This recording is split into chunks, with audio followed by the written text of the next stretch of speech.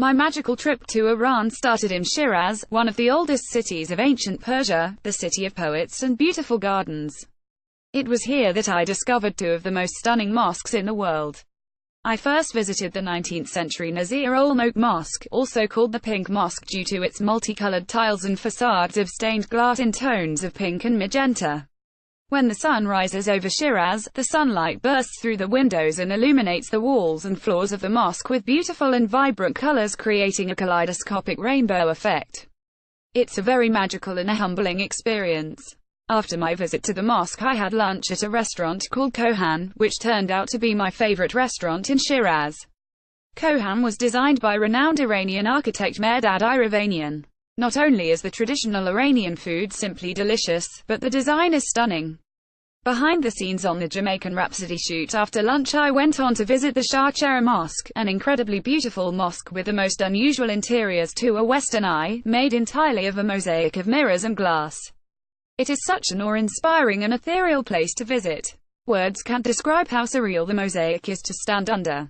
The site has been a funerary monument for close to 7 centuries, having been erected by Queen Tash-Khatun in 1344 to 1349 AD, and is a place of pilgrimage in Shiraz. Some repairs have been done over the years as a result of earthquakes damaging the building, but it remains largely intact.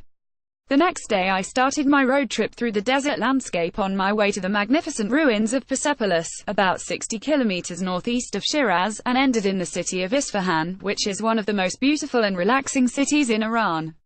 I stayed at the Abbasi Hotel, which has the most incredible gardens.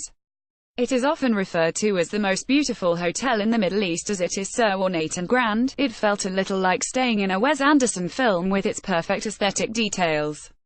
The hotel was built around 300 years ago as a stop for merchants traveling on the Silk Road. During my stay in Isfahan, I visited the Ali Qapu Palace, which is on an unbelievably grand scale and was built in the 17th century as a place to entertain and impress noble visitors and foreign ambassadors. My favorite place in the city was Chehel Sultan Palace, which is set in the middle of the park with long pools on either side. The name literally means 40 columns. The palace actually only has 20 but appears to have 40 when reflected in the pools. It is so tranquil and filled with ornate frescoes and paintings. The young women in Isfahan were very curious about me and often stopped me to talk and to take my picture.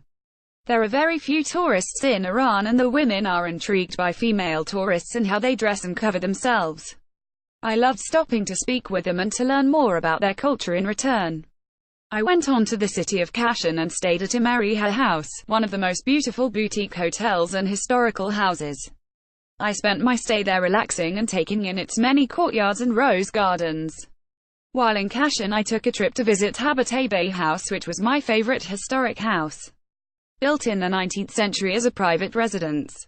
It has wonderful examples of traditional Persian architecture, including beautiful carved ceilings with mirror details and hundreds of mirrored stars.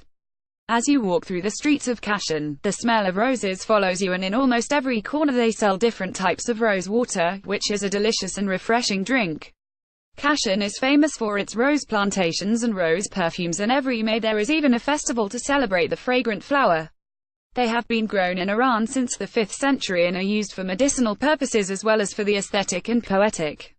During my stay I bought many different types of rose oil, but my favorite by far is the Damascene rose, which grows all around Kashan and has an intense scent. I ended my Iranian trip in its modern capital, Tehran, where I explored the hip restaurants and places where the younger crowd tends to spend their evenings. My favorite restaurants in the city were the more traditional and opulent Divan, and the cool and stylish Kubaba. In Tehran I took the chance to visit the National Jewelry Museum, Java Sultanati.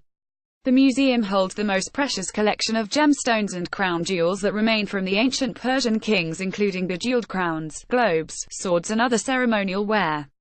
A collection like no other. I also visited the Golestan Palace, which is a must-see in Tehran.